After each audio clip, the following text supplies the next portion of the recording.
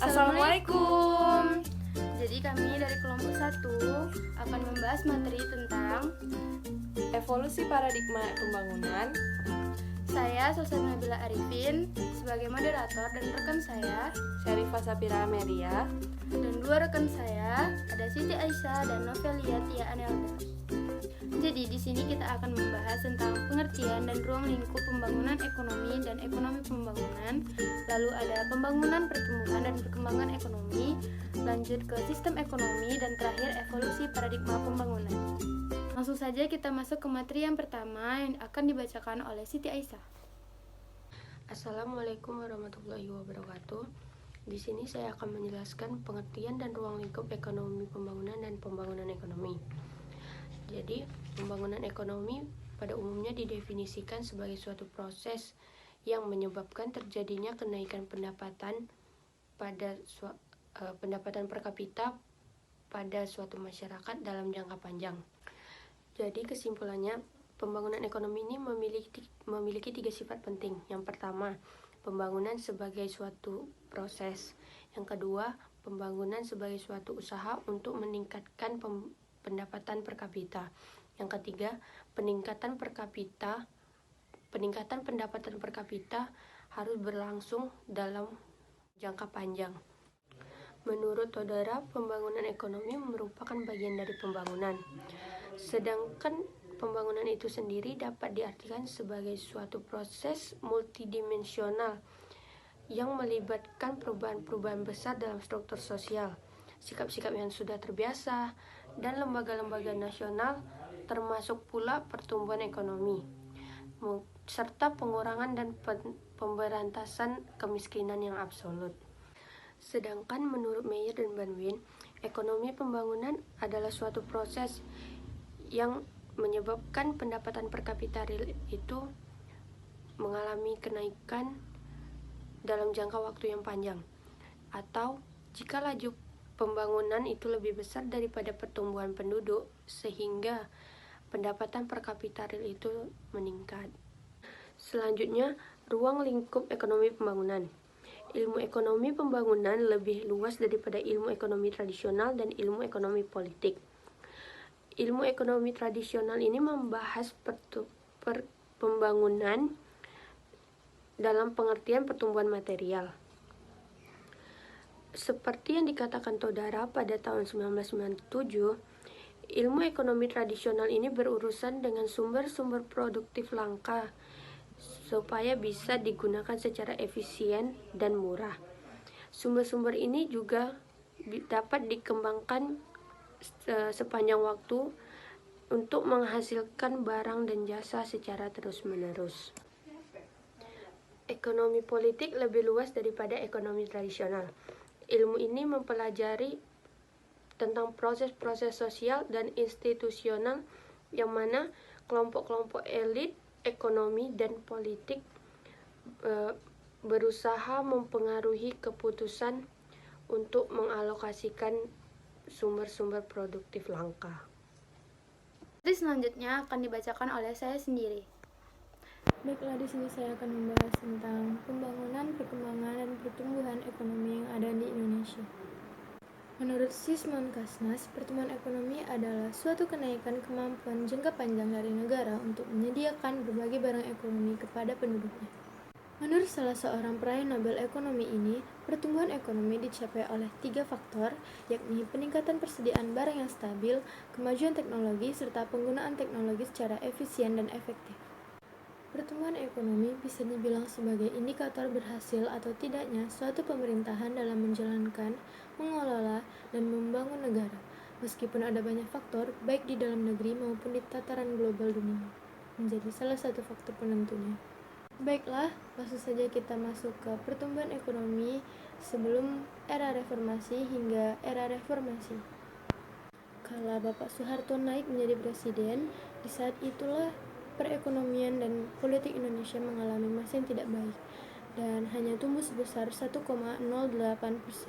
dan dari kurun waktu 1960 hingga 1965 hanya naik sebesar rata-rata 2%. Ekonomi pada 1966 hanya tumbuh sebesar 2,79%, setahun berikutnya turun menjadi 1,38%. Usaha perbaikan ekonomi tersebut terlihat sejak 1968. Pertumbuhan ekonomi melambung ke level 10,91% pada 1968. Patut dicatat, sektor industri pengolahan pada tahun 1984 adalah penyumbang ketiga terbesar PDB. Rekor itulah yang pertama kalinya. Semenjak itulah, sektor ini menjadi penyumbang utama PDB hingga saat ini. Baiklah, sekarang kita masuk ke era reformasi.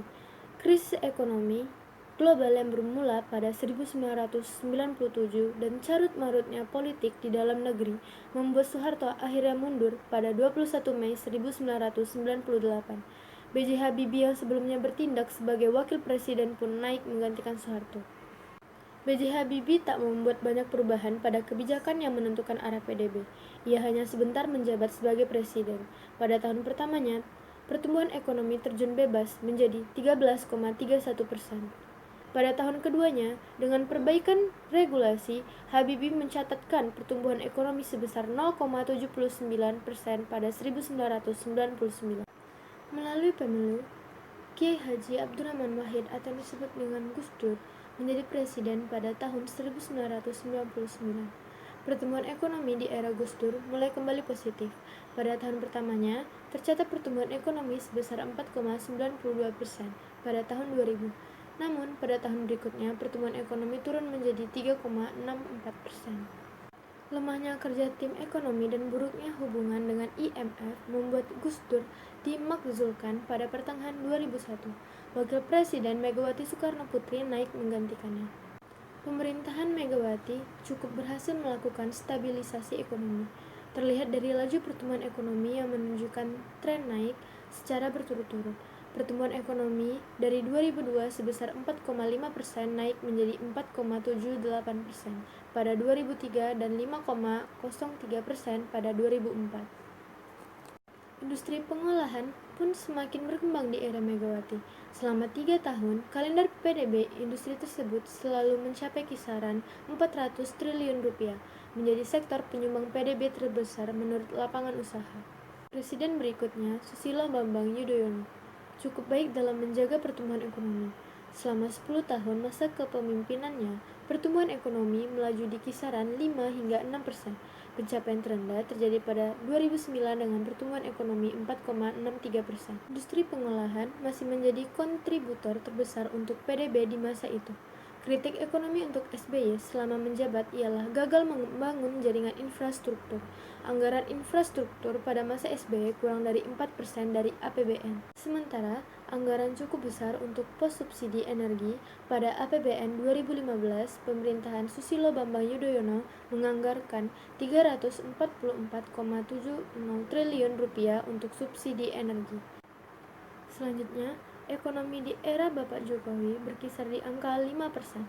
Pertumbuhan ekonomi tercatat 4,90% pada 2015. Tahun-tahun berikutnya, angka tersebut tidak naik terlalu signifikan. Tercatat pertumbuhan ekonomi pada 2016 5,03% dan 2017 sebesar 5,07%. Bisa kita lihat di statistik pada triwulan 1 2019 itu sebesar 5,07, lalu turun sebesar 0,2% menjadi 5,05% pada triwulan 2 2019. Lalu pada triwulan 3 2019 itu turun sebesar 0,3% menjadi 5,02%, dan ini dari akhir tahun 2019 menuju awal tahun 2020 itu terjadi penurunan sebesar 2% di triwulan 1 2020 menjadi 2,97%, dan terjadi penurunan yang begitu drastis di triwulan 2 2020 menjadi minus 5,32%. Materi ketiga, sistem ekonomi, akan dibacakan oleh Syarifah Safira Amelia. Sistem ekonomi. Pengertian sistem ekonomi menurut Gilarso. Sistem ekonomi adalah keseluruhan tata cara untuk mengkoordinasikan perilaku masyarakat dalam menjalankan kegiatan ekonomi, sehingga terbentuk satu kesatuan yang teratur dan dinamis dan kekacauan dalam bidang ekonomi dapat dihindari. Pengertian sistem ekonomi menurut Gregory Grossman dan M. Manu. Sistem ekonomi adalah kumpulan komponen-komponen atau unsur-unsur yang terdiri dari atas unit-unit ekonomi serta lembaga-lembaga ekonomi yang bukan saja saling berhubungan dan berinteraksi, melainkan juga saling menopang dan memengaruhi. Macam-macam sistem ekonomi. Yang pertama, sistem ekonomi tradisional. Suatu sistem dalam organisasi kehidupan ekonomi berdasarkan kebiasaan atau tradisi masyarakat secara turun-menurun yang mengandalkan faktor produksi apa adanya. Kelebihan sistem ini ialah kegiatan perekonomian berjalan atas dasar kejujuran karena tujuannya untuk pemenuhan kebutuhan hidup bukan untuk mencari keuntungan. Yang kedua, hubungan antara individu di masyarakat masih sangat kuat dan saling tolong-menolong.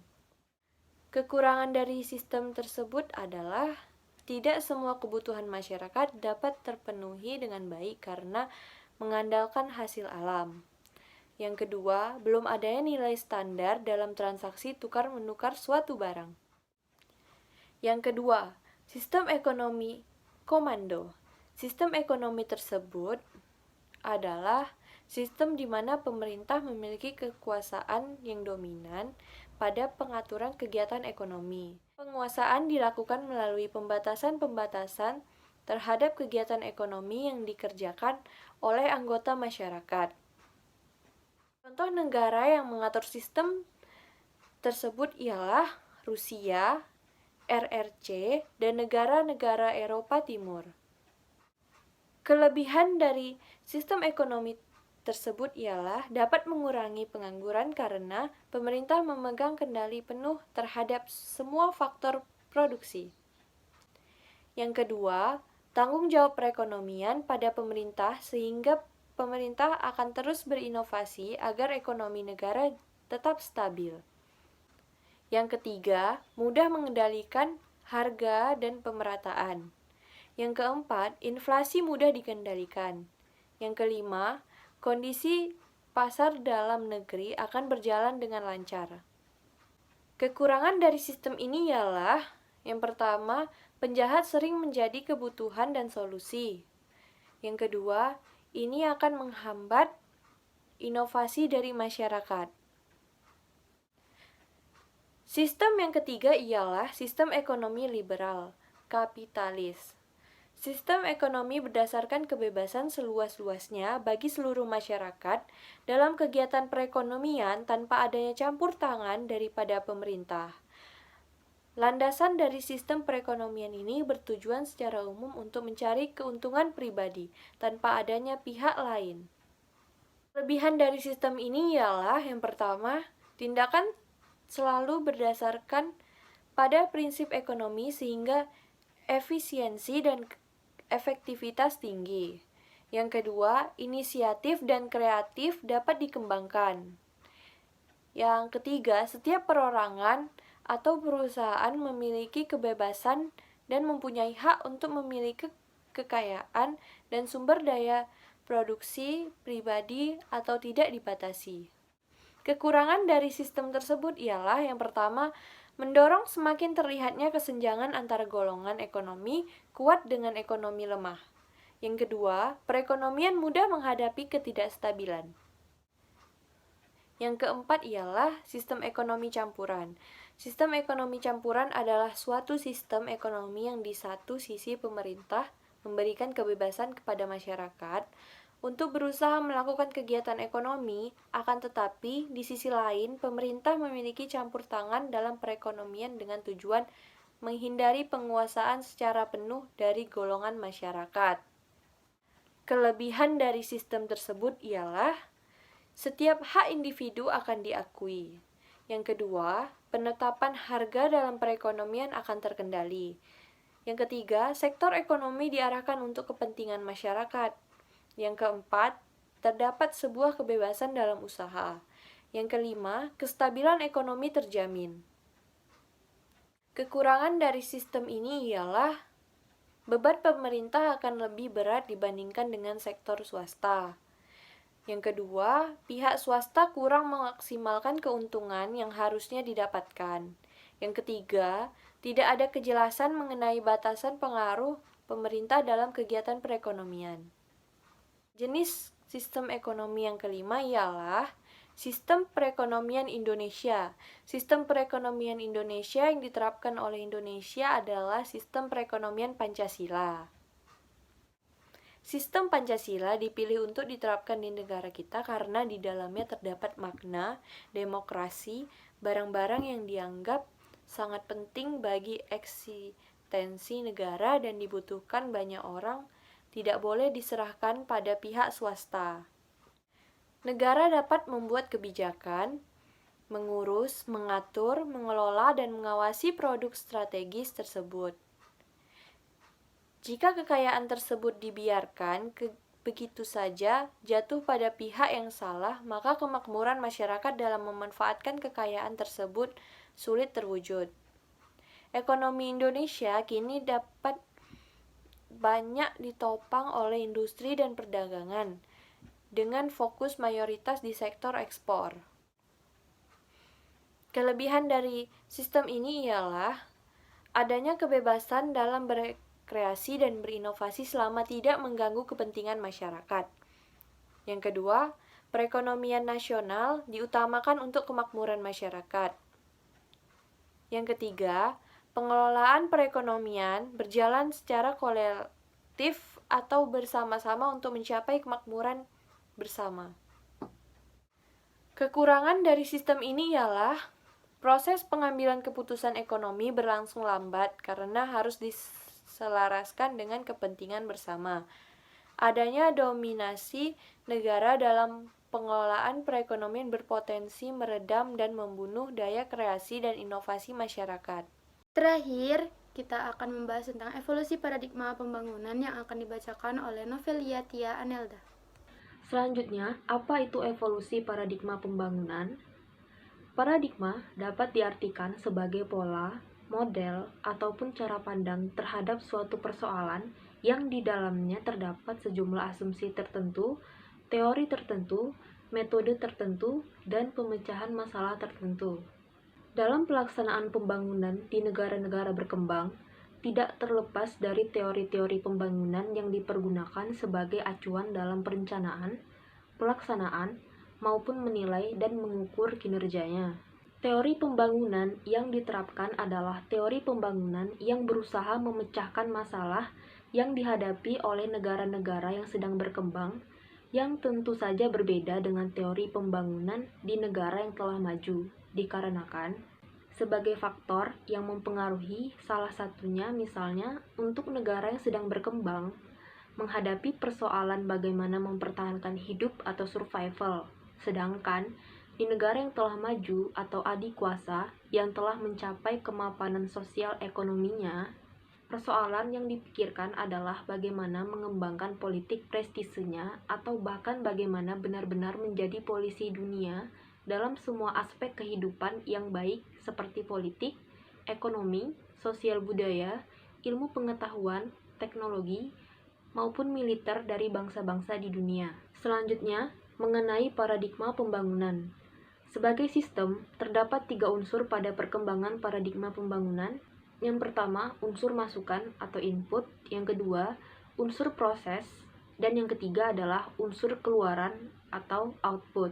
Unsur masukan atau input meliputi sumber daya yang digunakan baik manusia, alam, budaya, lembaga kemasyarakatan, nilai-nilai yang ingin dicapai. Kemudian unsur proses mencakup kompetensi organisasi dan manajemen pemerintahan dalam pelaksanaan program-program pembangunan. Dan yang terakhir adalah unsur keluaran atau output, baik berupa fisik maupun non-fisik. Sebagai metode, pembangunan berorientasi pada upaya mencapai peningkatan kualitas hidup dan kesejahteraan rakyat yang didukung oleh pengorganisasian dan partisipasi masyarakat selaku subjek pembangunan. Teori pembangunan yang dipergunakan sebagai landasan dalam perencanaan pembangunan, perumusan strategi, pelaksanaan, evaluasi kinerja pembangunan menurut Agus Suryono, terdapat 3 kelompok teori pembangunan yang dipandang penting. Yang pertama, kelompok teori modernisasi. Yang kedua, kelompok teori ketergantungan atau dependency teori. Dan yang ketiga adalah kelompok teori pembangunan yang lain atau another development. Dalam perkembangannya, pembangunan bangsa-bangsa di dunia mengalami beberapa pergeseran cara pandang atau paradigma pembangunan, mulai dari paradigma pertumbuhan, paradigma kesejahteraan, paradigma neoekonomi, paradigma dependensia, hingga paradigma manusia. Di negara kita, dilakukan pengkajian pada 3 paradigma saja yang dipandang cukup dominan. Yang pertama, paradigma pertumbuhan, yang kedua, paradigma kesejahteraan, dan yang ketiga, paradigma pembangunan manusia. Paradigma pertumbuhan. Pelaksanaan pembangunan di negara berkembang penekanannya pada upaya peningkatan pendapatan masyarakat dan pertumbuhan pendapat nasional. Penerapan paradigma pertumbuhan dalam pelaksanaan pembangunan berorientasi pada pertumbuhan ekonomi. Dalam hubungan ini, PBB mencanangkan dasawarsa pembangunan pertama berlangsung pada dasawarsa 1960 hingga 1970 dengan strategi pertumbuhan ekonomi negara berkembang sebesar 5% per tahun. Pada periode ini ternyata mengabaikan masalah distribusi pendapatan nasional sehingga timbul masalah kemiskinan, pengangguran, dan kesenjangan pembagian pendapatan, urbanisasi, dan kerusakan lingkungan. Melihat kenyataan ini terjadilah pergeseran dari strategi pertumbuhan ekonomi menjadi strategi pertumbuhan dan pemerataan pembangunan.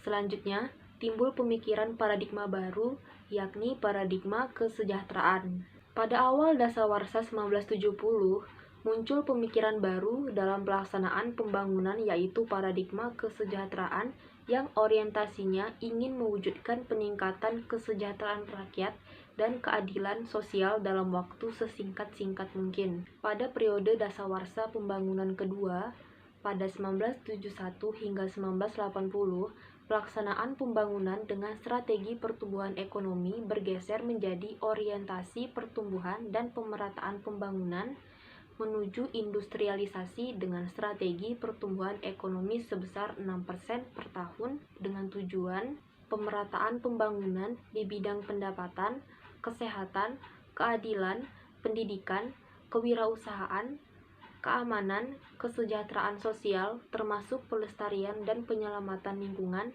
dari kerusakan. Dalam dasawarsa ini ternyata juga belum mampu merubah ketergantungan negara berkembang terhadap negara maju, ditandai dengan ketergantungan investasi, bantuan dan pinjaman luar negeri. Penerapan paradigma kesejahteraan ini cenderung pelaksanaan pembangunan bersifat sentralistik atau top-down sehingga cenderung menumbuhkan hubungan ketergantungan antara rakyat dan proyek-proyek pembangunan atau birokrasi pemerintah yang dilakukan oleh pemerintah yang pada gilirannya dapat membahayakan keberlanjutan proyek pembangunan itu karena pembangunan sifatnya tidak menumbuhkan pemberdayaan rakyat agar mampu menjadi subjek dalam pembangunan. Namun, tidak dapat dipungkiri bahwa keberhasilan pembangunan dengan orientasi pada pertumbuhan ekonomi menjadikan paradigma pertumbuhan menjadi semakin dominan. Akan tetapi, keberhasilan itu tidak terlepas dari berbagai risiko negatif yang terjadi. Sebagaimana yang dinyatakan oleh Cokroaminoto, bahwa paradigma pertumbuhan cenderung menciptakan efek negatif tertentu yang akibatnya menurunkan derajat keberlanjutan pembangunan. Selanjutnya, muncul gagasan baru dalam strategi pembangunan untuk menjamin keberlanjutan pembangunan, yaitu pembangunan berkelanjutan atau sustainable development. Pada dasawarsa ketiga, dengan munculnya konsep tata ekonomi dunia baru sebagai upaya perbaikan sosial ekonomi negara berkembang dengan strategi pertumbuhan ekonomi sebesar 7% per tahun. Pada dasawarsa ini, pusat perhatian proses pembangunan berkaitan dengan masalah kependudukan yang meningkat pesat, urbanisasi, kemiskinan, kebodohan, partisipasi masyarakat, organisasi sosial politik, kerusakan lingkungan, dan masyarakat pedesaan. Dalam dasawarsa ini masih menghadapi masalah yakni pelaksanaan pembangunan tidak berdimensi pada pembangunan manusia, sehingga pada gilirannya berpengaruh pada timbulnya masalah ketidakadilan, kelangsungan hidup, dan ketidakketerpaduan pembangunan. Dan yang terakhir adalah paradigma pembangunan manusia. Pada dasawarsa ketiga pada awal 1980, di negara berkembang penerapan konsep pembangunan yang berkelanjutan didukung dengan pendekatan pembangunan manusia yang ditandai dengan pelaksanaan pembangunan yang berorientasi pada pelayanan sosial melalui pemenuhan kebutuhan pokok berupa pelayanan sosial di sektor kesehatan, perbaikan gizi, sanitasi, pendidikan dan pendapatan, serta peningkatan kesejahteraan masyarakat. Di samping itu juga diarahkan pada upaya mewujudkan keadilan, pemerataan dan peningkatan budaya, kedamaian, serta pembangunan yang berpusat pada manusia dan berorientasi pada pemberdayaan masyarakat agar dapat menjadi peran pembangunan sehingga dapat menumbuhkan partisipasi masyarakat dalam pembangunan, kemandirian, dan etos kerja. Fokus perhatian pada paradigma pembangunan yang berpusat pada manusia ini adalah perkembangan manusia, kesejahteraan, keadilan, dan berkelanjutan. Dominasi pemikiran dalam paradigma ini adalah keseimbangan ekologi manusia. Sumber pembangunannya adalah informasi dan prakarsa yang kreatif dengan tujuan utama yaitu aktualisasi optimal dari potensi manusia. Dalam paradigma pembangunan manusia yang mendapatkan perhatian dalam proses pembangunan adalah yang pertama, pelayanan sosial, yang kedua adalah pembelajaran sosial, yang ketiga pemberdayaan, yang keempat adalah kemampuan, dan yang kelima adalah kelembagaan. Baiklah, sekian dari pembahasan kami kali ini. Apabila ada kekurangan dan kesalahan, mohon dimaafkan. Wabillahi taufiq wal hidayah. Wassalamualaikum warahmatullahi wabarakatuh. Jangan lupa berikan saran, kritik maupun pertanyaan kalian di kolom komentar. Terima kasih.